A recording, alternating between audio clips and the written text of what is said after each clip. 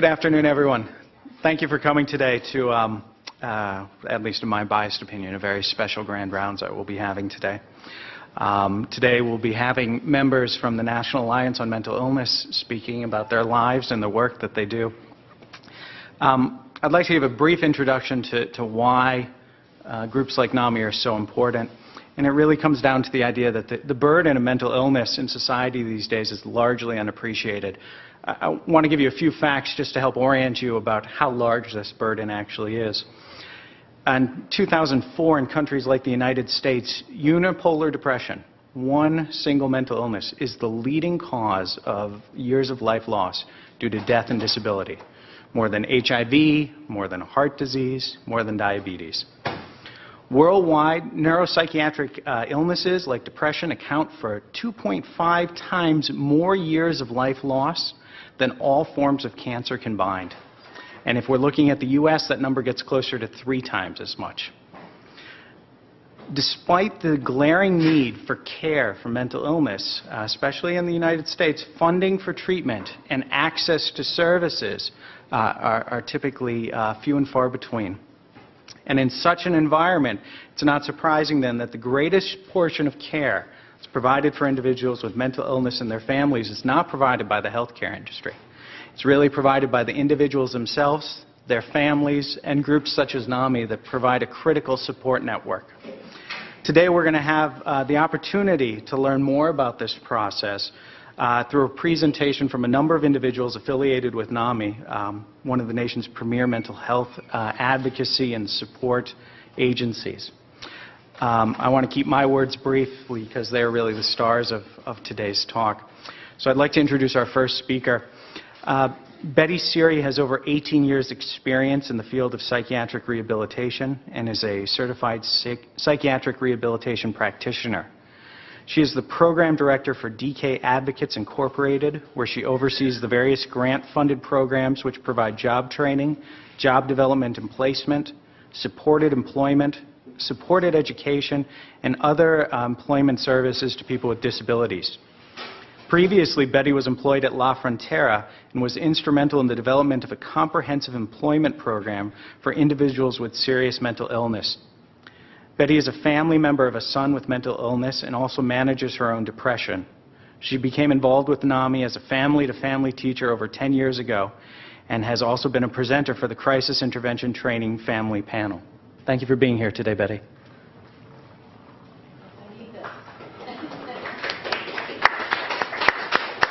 Well, thank you all for having us. I feel very honored to be here and a little bit intimidated by, the massive amount of brain power in this room. So I'm just going to tell my story a little bit, and I guess questions will come at the end of our presentation. So, about 20 years ago, my youngest son was diagnosed with schizophrenia as a result of a very serious suicide attempt. He shot himself in our backyard with my husband's deer rifle and in the face, and he survived, surprisingly enough, and thanks to a lot of the good work at UMC that kept him alive and rebuilt him. He had had some previous behaviors that we were concerned about, and we were thinking that he was dealing with drugs, and that was our focus at that point. So we sat down one evening with him to do a drug intervention, so to speak, and realized in our discussion with him that this was not drugs we were dealing with. But unfortunately, there's so little information, and continues to be so little information to the general public about mental illness, that we didn't even think to go there when he started having some unusual behaviors. And I think that's very unfortunate. because if we had known some of the things to look for, not only with mental illness, but also some things to look for with a potential suicide attempt, I would have seen some signs that would have alerted me to what we were maybe facing. When we sat down and said, son, we're really concerned about you, we're not feeling safe with you here in the home, and we need you to get some help or you can't continue to stay here, he looked at his father and I as though we had two heads and said, Mom, nobody can help me. They took my brain out and they put a Nike in my head. And so we then were rather shocked by that statement and realized at that point we were dealing with something else. It's been quite a ride living with someone with a mental illness and trying to navigate the system and try to figure out how to get help.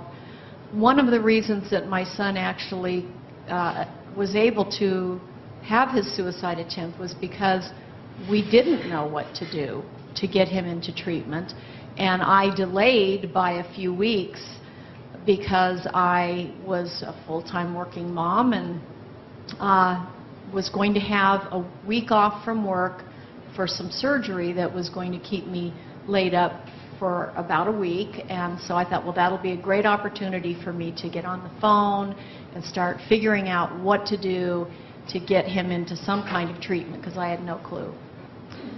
So we unfortunately missed that deadline because the day that I had my surgery was the day that he shot himself. So that was unfortunate. Some of the things that I've learned as a result of all of this is how difficult it is, having worked now in the mental health world and lived with it, how difficult it is for people to remain positive when working with people with mental illness. I saw the effects of burnout at La Frontera, that there's so few instances of people recovering that there's a real tendency to lose heart and feel that what you're doing is pointless. I have certainly despaired of that myself on many occasions, that as soon as I feel like my son is doing better, then something will happen and he will have some sort of crisis in his life. During the time that I was at La Frontera and working in employment services, it was very exciting to see the impact of employment on people with mental illness, that being able to get into the community and being required to be normal had a huge impact on their really working towards dealing with behaviors that would keep them from being able to function on the job. And it was really remarkable to see how that was such an impetus for people to really work on their recovery. But also to realize that this is a cyclical illness, and people may be doing well for a while, but they're going to very probably have times where they aren't doing well. And those periods of time, they need to have things in place to support them, especially if they are working. They need to have some understanding from their employers. They need to have a staff of caregivers that understand the cyclical nature and are able to realize that, okay, we've got to put things in place to be able to help that individual when that time comes. And I know, Scott will probably talk some more about that with his experience of self-care, learning self-care. I think that the whole broad recovery from mental illness really requires this full approach of home and work and friends and family and medical care, to really be holistic and looking at the person and what they need in order to recover. And to constantly, one of the things that I have to do in order to keep myself from despairing is to constantly remind myself of people that recover, of the successes that people have in their lives. I feel very fortunate that early on in my experience with this illness, I was exposed to people like Patricia Deegan and Mary Ellen Copeland, who have done a lot of work in the field of psychiatric rehabilitation and recovery, and heard their stories and saw the effects of the work that they did to get themselves to that point of recovery, and to really understand what recovery means, that it's not like, okay, I'm cured now and everything's fine and I'll never have a problem anymore, that it's a matter of managing a very serious illness and learning how to live with it.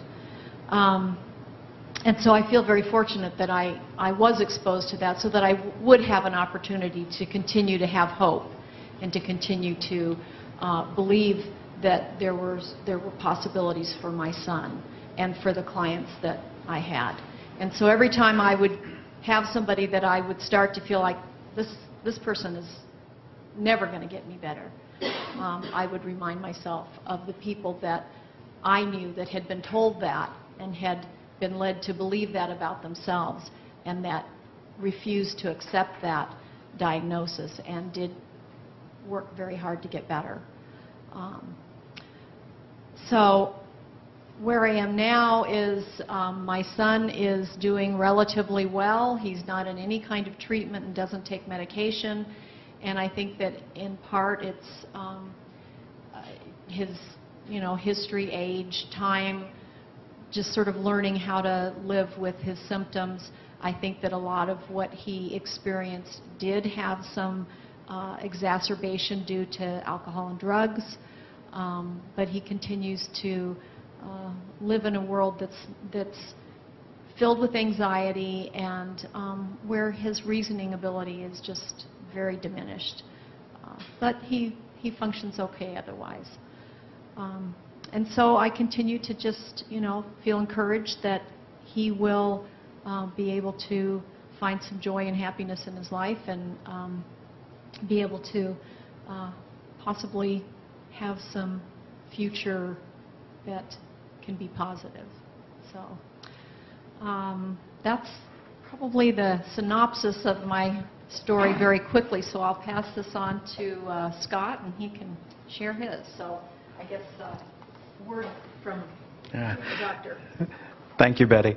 One thing I forgot to mention earlier is we're going to hold all questions until the end after all speakers have had a chance to talk. Our next speaker today is Scott Whitley. Scott was diagnosed with manic depressive illness in February of 1989 when he had back-to-back manic episodes, the last one ending with psychotic features. Like many people with manic depressive illness, he'd had symptoms for about 10 years before he was diagnosed. During the course of his illness, he's had many different interests in college, ranging from photography, anthropology, hydrology, and finally plant science. He had a great deal of passion for them all during hypomanias, but then debilitating depressions would hit and the interest would wane. Scott currently works at NAMI in several different areas of the services that they provide. Thank you for being here, Scott.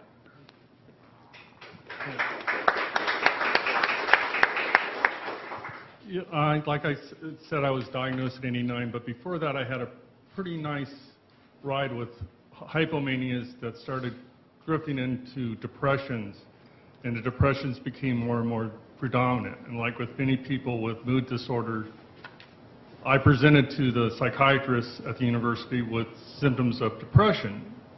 I never thought my hypomanias were a problem. I never discussed those. He asked me, what was I feeling, and there was not really a clear look at my cycling. And so when you feel good, you don't go see your doctor. And it's the only illness like that. When you have hypomanic features, you just don't ask for help, as long as they don't get out of hand. So I was treated with an antidepressant. I was in a very stressful relationship. And I don't know if it was a combination of those two or what, but I got thrown into a very high manic rage where I got very obsessive. I stopped sleeping. I got my mind just got toxic with anger towards this woman I had been living with. To make a long story short, the police intervened. I got a domestic violence charge, which was the right thing to do. At that time in '89, there was no CIT officers involved in our city police, and I ended up in jail overnight. Looking back, it set me up to look at myself. The hypomanias were fun, but the manias were disastrous. I alienated my family for 2 years after this. I rebounded really quick out of that first manic episode. And they put me on a mood stabilizer and antidepressant. But like so many people who get initially diagnosed with manic depressive illness, I felt I was cured. They gave me a medication. That's what happens. You take your medications and you continue on in life. Well, I was very irresponsible. I went down to Mexico to work. I was supposed to come back up to get blood levels taken, which I didn't because I was feeling good. I loved the work I was doing. With my illness, one of the symptoms is passion. Your passion can overtake you. The people that were working for me really saw me to be very difficult to work with. I started working 10 or 12 hours a day and it increased to 16 or 18 hours a day, and I wouldn't sleep. And on my second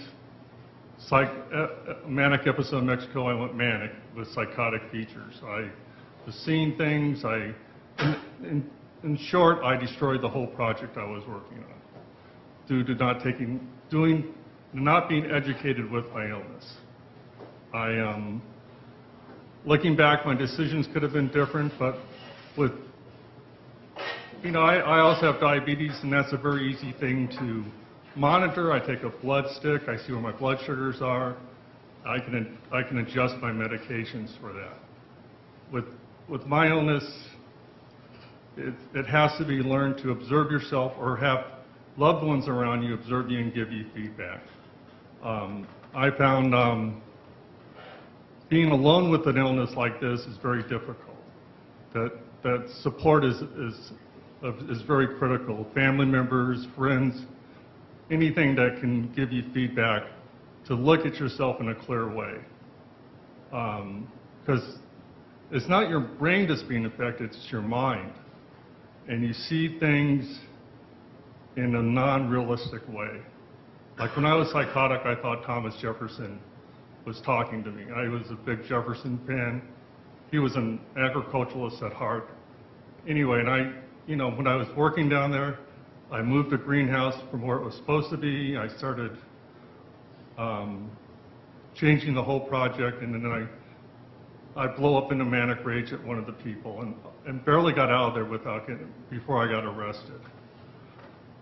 So I think mania for me is, one way I heard it put, is I had a lot of exuberance and hypomania, but I don't know if you're familiar with Kay Redfield Jamison. She has a really good description of mania being called exuberance gone amok.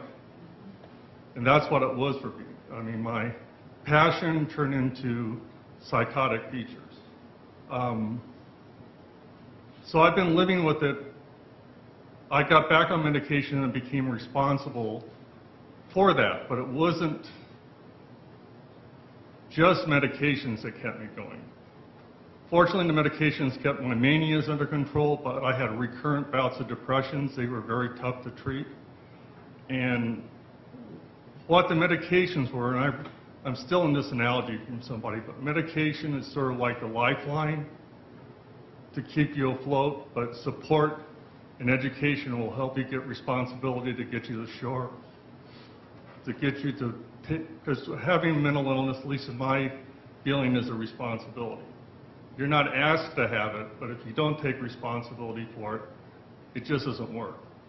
your life becomes, I often hear people are saying they suffer with mental illness. With the work I do, I hear that all the time. I suffer with illness. And it can be it is life affecting. My life's been tremendously affected by mental illness, but you can live with the illness with the proper medication, support, and educating yourself and never giving up hope. It can allow you to live with an illness.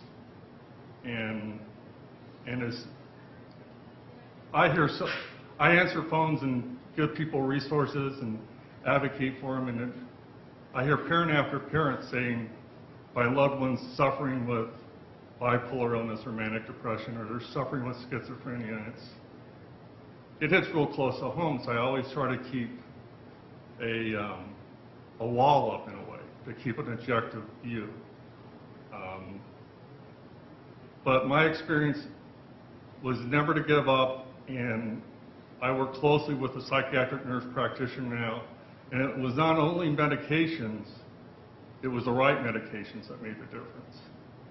And I was fortunate about 6 years ago to find the right mix of medications, and my life has balanced out since then. I still have bad days. I call them, well, I guess you call them functional depressions. I call them functionally funky, where I really don't enjoy things, but I'll do them. And the bad part is, if I don't have something to do, some days I just don't do anything at all. I don't have a requirement to do anything. But I think everybody has those days. And I feel fortunate to be here to discuss this with you today. I'm open to at the end of the talk, any questions about my illness. I have been suicidal. I have approached that quite close. I had plans, I had a means, I had a time. I had friends that stepped in and prevented me from doing it. And suicide's a very serious thing, but having a sense of humor with this illness has helped me get through it. I don't know, I'd always remember when I was very suicidal, one thing that Woody Allen said about suicide, that I thought about suicide but decided I wouldn't like the hours. And it's an absurd statement, but suicide is an absurd state of mind. It is such a toxic, I enjoy life a lot now, not too much. I go see my nurse practitioner when I see it in too good of a light. But I feel fortunate to have a job that understands my illness, and not everybody with a mental illness has that ability. I run support groups for individuals with mental illness, and that topic comes up all the time. When do you disclose? How do I tell somebody I have a mental illness? And it's one that people really wrestle with. But I'm fortunate to be at NAMI to where it's accepted and understood. And I just hope we can make you understand a bit more about mental illness, and know that we're there for family members and individuals. I don't know, what I hear the biggest explosions in people's life is when their loved ones have their first episode, and they're totally lost about where to turn. And that's when if they can find us, we can help them out. And it's, like I told Dr. Breitbart, I just got my 20-year pin for being LWMDI, and that's living with manic depressive illness, because you can live with these illness and you don't have to suffer with it.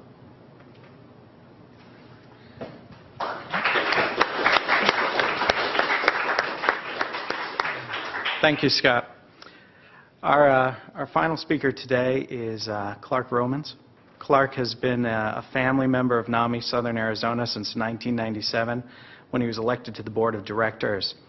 However, Clark has been involved in mental illness advocacy since his son, Kenneth, was diagnosed with schizophrenia in 1979 while the family was living in Belgium. Clark served on the board of directors of Community of Hope in Morris County, New Jersey from 1983 to 1994. He served as interim executive director of NAMI Arizona from July 1994 to July 1995. And at present, he's currently the executive director of NAMI Southern Arizona and a NAMI Arizona Board of Directors member. Clark's son Kenneth is now deceased. He was killed by a drunk driver while riding his bicycle in Tucson on September 11, 2001.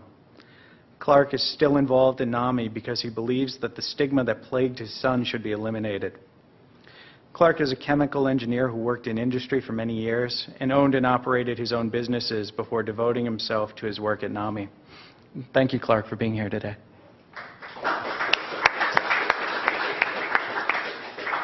Thanks, Nick. Well, I'm wearing two hats here right now. One is, as you heard, I'm a family member. Second is I'm a NAMI executive director and advocate. I want to go back a little bit to what Nick said in terms of the impact of mental illness in this country and worldwide. People with serious mental illness die 25 years younger than their non-mentally ill counterpart. So I would think as medical people, you would see that as a serious public health problem. I'm here to say, why don't you do something about it?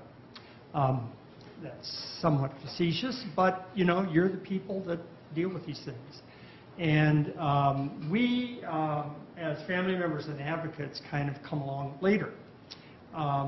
I think people talk more about colon cancer at cocktail parties than they do about schizophrenia. But I know with the crowd that's sitting in front of me right now, at least 3 of you have a serious mental illness. Whether you would ever stand up with your colleagues and say so, I have my doubts. Because stigma is so huge. It's been huge, it is huge, and unfortunately it's going to be huge. And I think that among professions, among politicians, among people in society, stigma is actually the biggest enemy. There's more funding for cancer research than there is for neurobiology.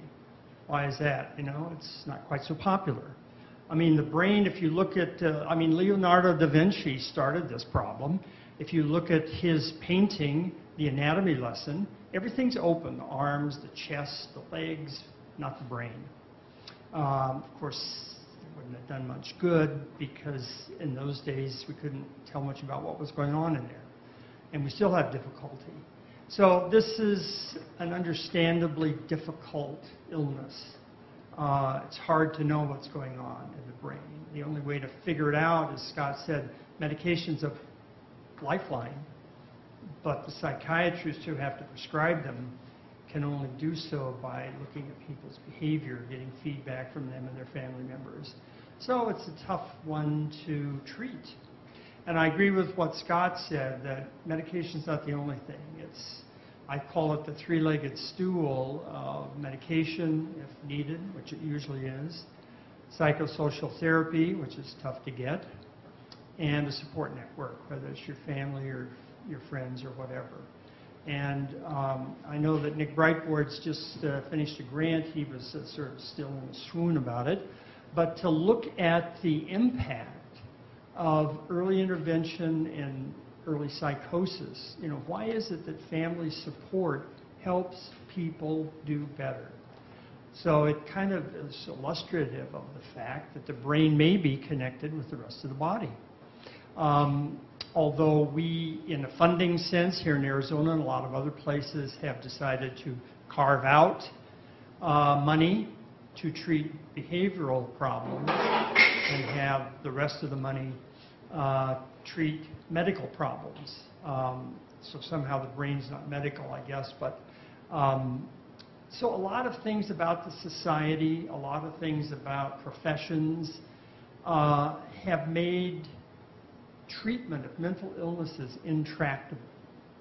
And so some of what we're saying here today doesn't have anything to do with that. These are real life stories. And I would say that if you've ever had a knock on the door and you opened the door and there were 2 big guys there in dark suits whose necks were bigger than your thigh, and one of them punched you right in the chest and you flew across the room, that's what it's like when your child is diagnosed with a serious mental illness. No matter how smart you are, and trust me, I was smart, no matter how wealthy you are. I was getting paid a lot of money to work in Brussels, I guarantee you. I was educated. I was highly educated.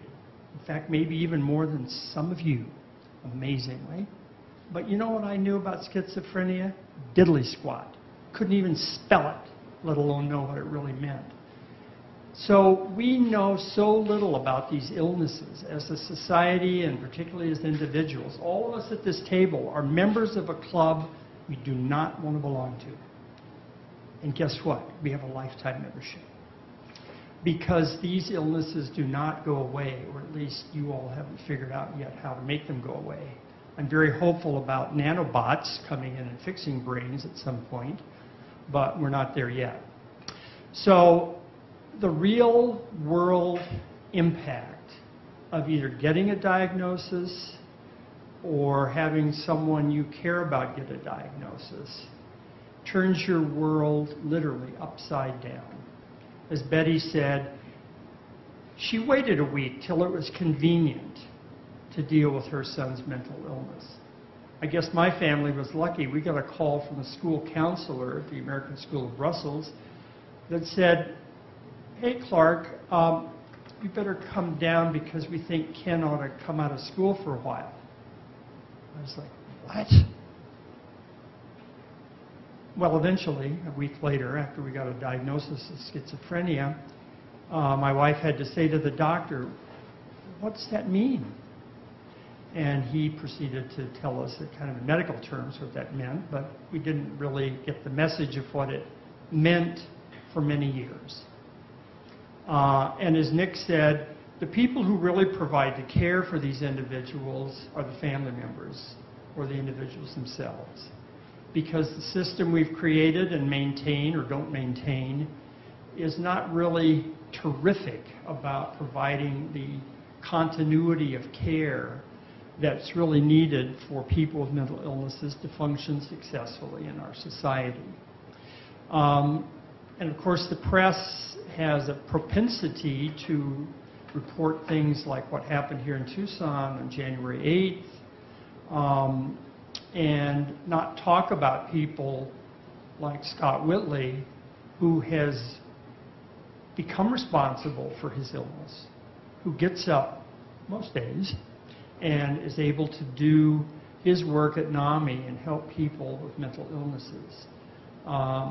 We're fortunate, I guess, in a way here in Tucson that the media has kind of woken up to what is mental illness and how to the fact that we need to talk about it, the fact that we need to not sweep it under the carpet, not be ashamed about it.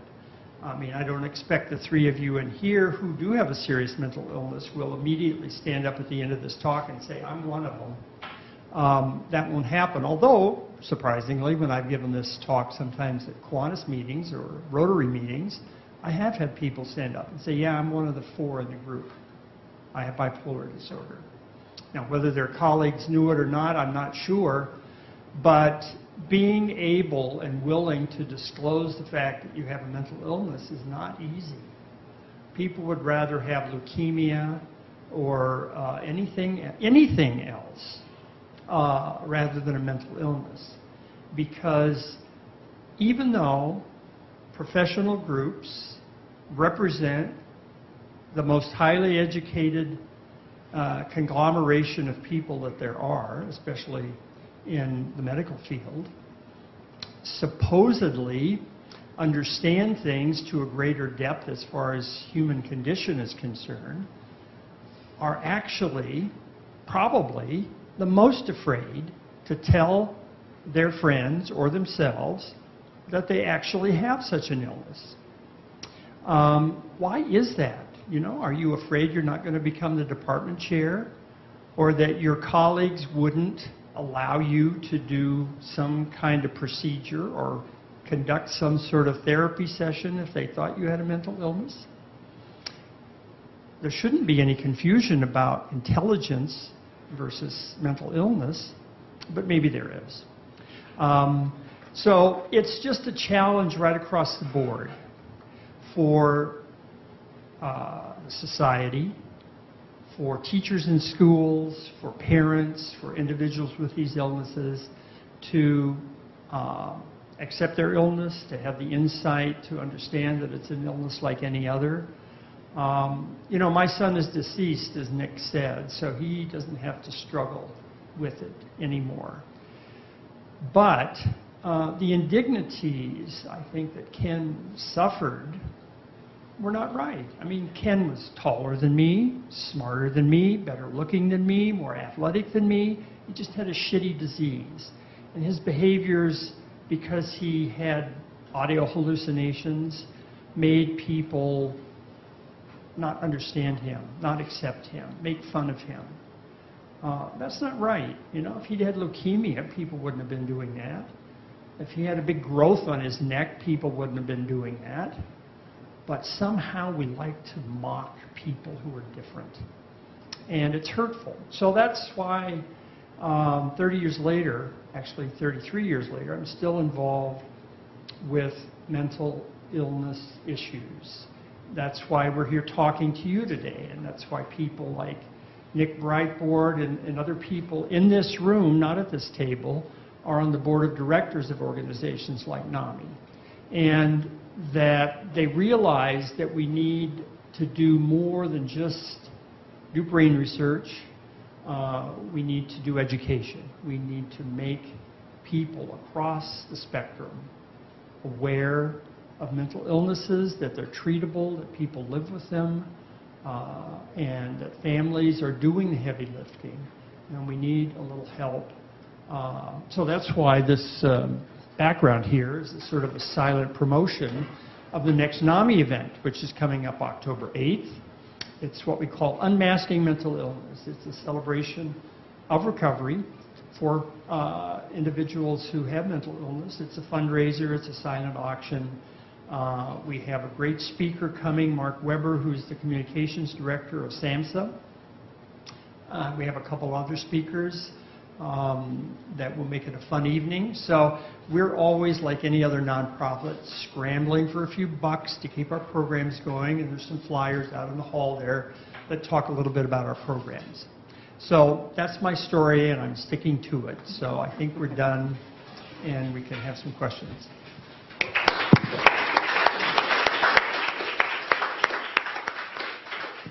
Thank you, Clark. I'd now like to open it up for everyone for questions for the panel. I'm going to let them handle the pointing at raised hands. Thank you, Clark, for your provocative conversation. I was going to say warm and fuzzy, but that was kind of short for being a little warm and fuzzy. I wonder if you can talk to the group about how can we, as health professionals, interact with NAMI in a way that will benefit our patients very concretely. That's a good question. I know that you know, Betty's had some experience in this area, so maybe both of us can comment back. I think that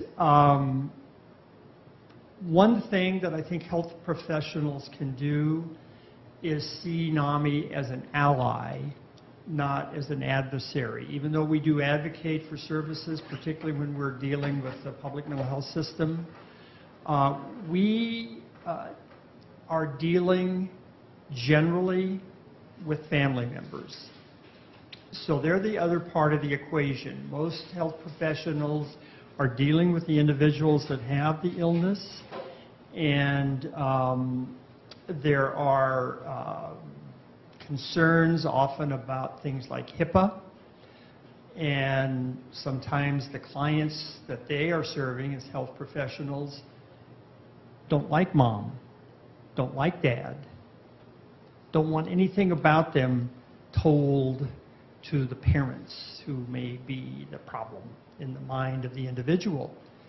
And but that doesn't preclude health professionals from listening to family members or parents or friends who may have some helpful information. And I think to see NAMI as an ally, as a source of information, and who is prepared to accept anybody without equivocation. We don't ask anybody anything. You don't have to have insurance. You don't have to have documentation. You don't need to be nice. You don't need to smell good. We work with anybody, whether you're a parent, a friend, or an individual with an illness. So we can be a safe haven for family members and individuals. And I think that's something that health professionals can take advantage of. Betty? Yeah, I would like to say a couple of things, because one of the huge frustrations for family members, especially parents, is the lack of communication, the lack of involvement once your child reaches the age of 18. It's, you know, they can be 17 and 364 days old, and you can have complete involvement in their lives, and the next day you're completely cut off. And that's a real tragic thing for family members, especially when you're dealing with an illness that does cause a lot of times the person with the illness to be mistrustful of the family who really is trying to help. And I think, unfortunately, there still is out there floating around this idea that somehow or other the family has caused this. Regardless of the research and the scientific understanding of the illnesses, it's hard when you're dealing with behaviors to separate that out and not to feel like somehow or other the family has brought this on or made it worse or is creating more problems than need to exist. And I would say that any of us having to navigate a mental illness is not going to always do it right. And we're not always going to be patient and kind and quiet and all of those things. And so as a family member, I think even if you cannot, as Clark was saying, you know, tell us anything about the patient, you can tell us general things. You can inform us, and you can listen.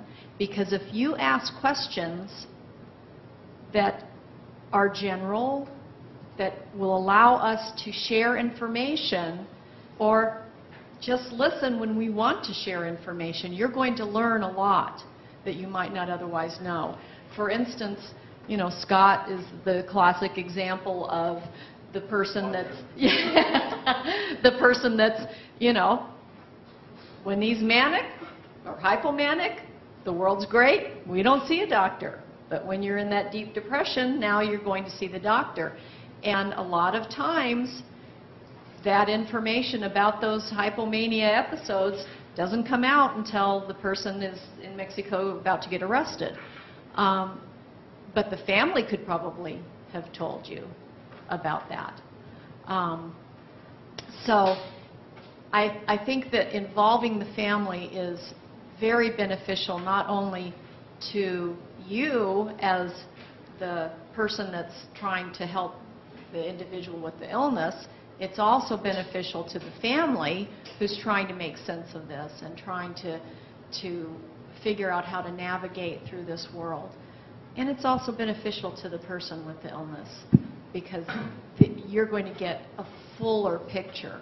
And just real quick before Scott says something, I'll give you an example of an experience that I had when my son was in the hospital for becoming very belligerent and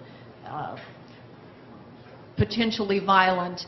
And he was just the most nasty, just obnoxious, horrible person when he was in that hospital. The things that were coming out of his mouth, I didn't even know he knew those terms. And I remember his dad and I went to visit, and he was just horrible, and we had to leave. And as we were walking out, being escorted by a nurse, I said, I can't stand to see him like this. This is so unlike him. He's such a sweet, kind person. And she said, he is? Like, totally shocked that that this was not who my son is. And I'm thinking, my goodness, this is a psychiatric nurse. Doesn't she know that this is a symptom of the illness? This is not my son. He's not this person. And so that was such it impacted me so much to realize that when a person is in the hospital at their worst, and that's basically all psychiatric nurses in the hospital see, they're not going to have the same kind of compassion and understanding that they might have if they really knew that person. So, You know, what we do at NAMI is support education and advocacy is sort of the C. And we give people hope by doing those three things. I've had so many. Recently, I had a family member come in whose husband had just run up a $30,000 credit card bill and many other very manic things. And she just said, "There's no hope." She goes, "Well, you wouldn't understand." And I go, "Well, I ran up $17,000 on a credit card, but they cut me off by then. But what we can give people is hope. We have lived experiences there. You probably your profession, you can't sit down for an hour and talk to somebody or 2 hours and let them know one-on-one what mania is like or what depression is like or what schizophrenia is like. But we have the time to do that. Our doors are open 9 to 5, 5 days a week, but Clark's there 7 days a week, 7 to 7, but I don't know why.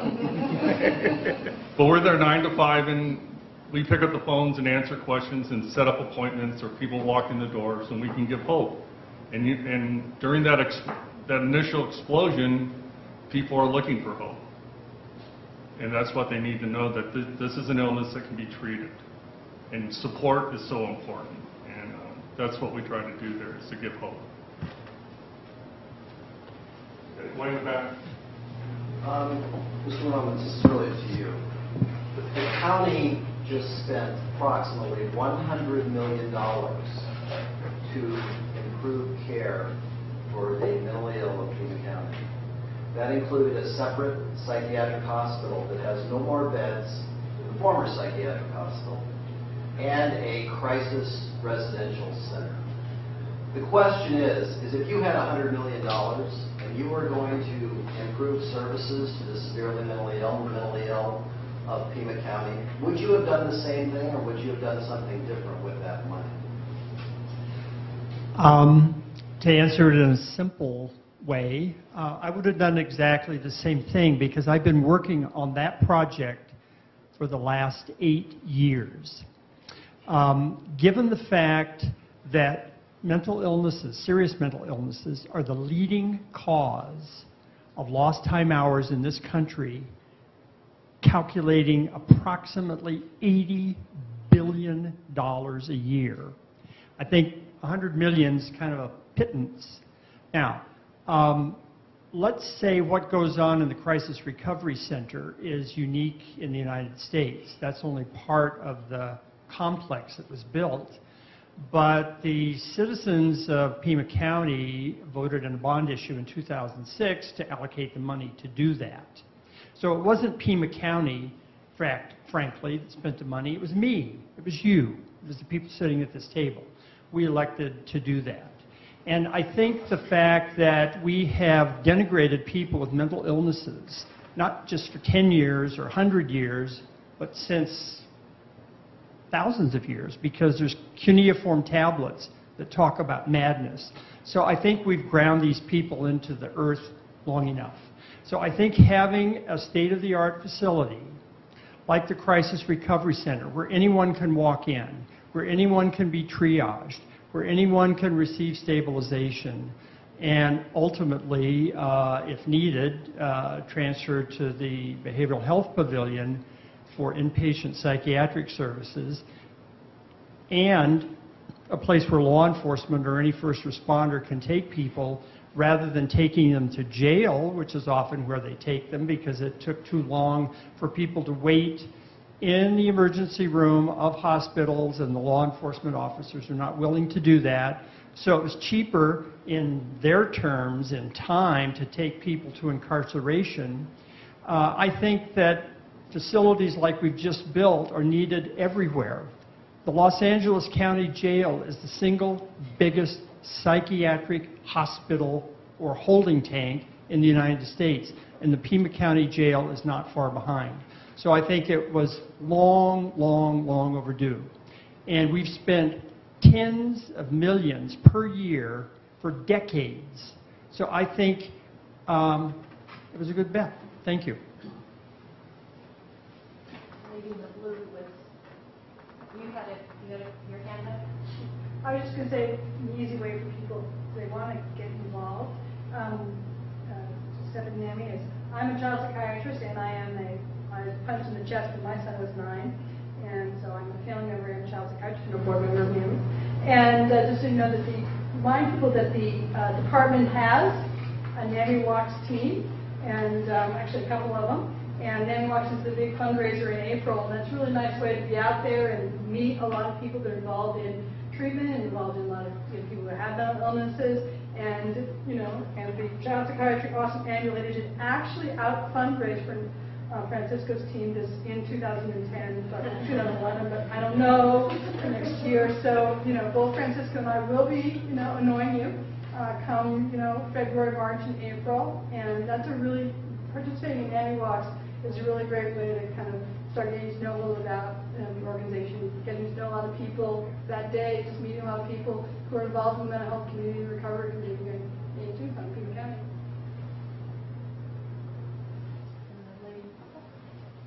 I am neither doctor or doctor-to-be or social worker or any of that, but I am a parent of a child that I had to witness contract for safety years back. And I continue to work with children as a mentor for staying in school and dance and different things. But one of the things that really irritates me is that it doesn't seem like there's a whole lot of resources for children and adolescents. I have to be the first to admit that I know very little of NAMI other than participating in the walk. And I happen to know Rebecca, who was in the office, because I knew she was a high school dancer, But when I had to look for services, had it not been someone in the department who saw my own frustration at this and took the time to make some calls and try to educate me, I don't know where I would have been, or my daughter for that matter. So what does NAMI offer for the child or the adolescent? I mean, you indicate that you educate and you speak to groups. Are you going to schools? Are you talking to teachers? Because that's the other thing I find it interesting, that teachers find it okay to tell the parent, there's, your child's unruly, go take them to the doctor because they need medicine, as opposed to there's a problem with the child, let's see what's going on. So what would NAMI have as far as an educational component there? Well, there are a few things. The history of NAMI is that it started as a family group, mainly for family members of adults. So the origins were not really focused on helping children. But we're moving, I hope, quickly in that direction. We have a couple of programs. Well, first of all, let me just say that all of NAMI services are free. So these are offered to schools or individuals or whomever, no cost. We have a program called Parents and Teachers as Allies. It's an in-service program for educators. It's a team of people who go into the schools, basically teach teachers in a presentation format how to recognize symptoms of mental illnesses in school-age children, how to try to connect them with resources, and just help the teachers identify the nature of these behaviors. As you say, instead of just telling the parent that this is an unruly kid, we try to educate them about early onset bipolar or ADHD or any of the other mental disorders that might be causing behaviors in schools, and help teachers recognize that behaviors at home may be different than behaviors in school. You know, they may be better, they may be worse. Help parents cope with the denial. Nobody wants their kid to have a mental illness, so a lot of parents find it very, very difficult, if not impossible, to listen to somebody imply, if not state, that their child has a mental illness. So the society, of course, is to blame for that, because any parent would want to know if their child had leukemia. No parent wants to know that their child has bipolar disorder. So the stigma laying over the top of everything clouds it. We also have a program called In Our Own Voice, or In Nuestra Propia Voz, where individuals with mental illnesses go into any kind of setting, whether it's a school, superior court administrators, EMT trainees, church groups, whatever, and basically tell their story to raise public awareness that mental illnesses are illnesses like any other that can be treated and people can cope with them. We also have a new course, it's called NAMI Basics, and it's for parents and caregivers of children with mental illnesses. So we teach parents about brain disorders, medication, how to take care of themselves, how to communicate with their mentally ill child, how to navigate the system, whether it's schools or society or work or whatever. There's also a new NAMI National Child and Adolescent Action Center, so people can get information at the national level, and I think there's now a chat room and a blog for children and adolescents with mental illnesses to be able to communicate with peers across the country.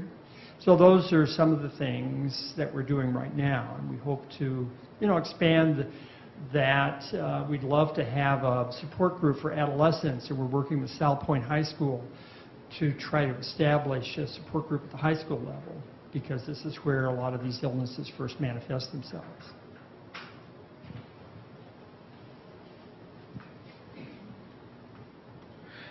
All right, well, I'd like to thank our panel members again here, and thank you all for coming to today's presentation.